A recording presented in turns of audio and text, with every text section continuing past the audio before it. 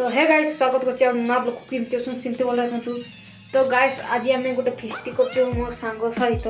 तो चलंतु हमर खोटी प्लेस सेटा गोटे नुवा खोटी प्लेसटा।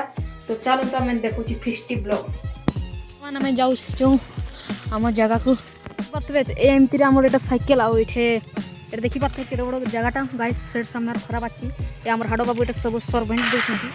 तो या देखंतु गाइस एते गोटे जिंस वास ए गाइस कोको कोला का देखंतु ए मुढी गाइस अरे एटा मांस हमर देखंतु टी मांसटा गाइस देखि पतले केते बने मांस गाइस मांस मन अलगा पर हाडो अटके स्माइल कर दिनतु कोको कोला। तो गाइस मार दबा। तो गाइस चलो तो पेल देबा मांस।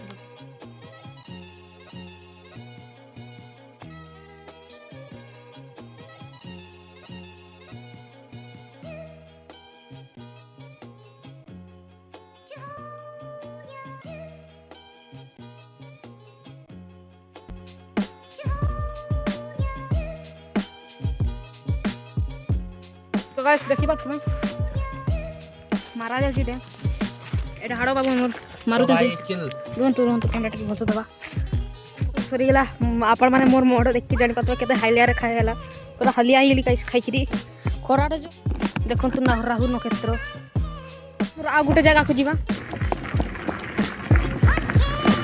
तो गाइस देखि पतवा मोर पहुंची गेले जगह को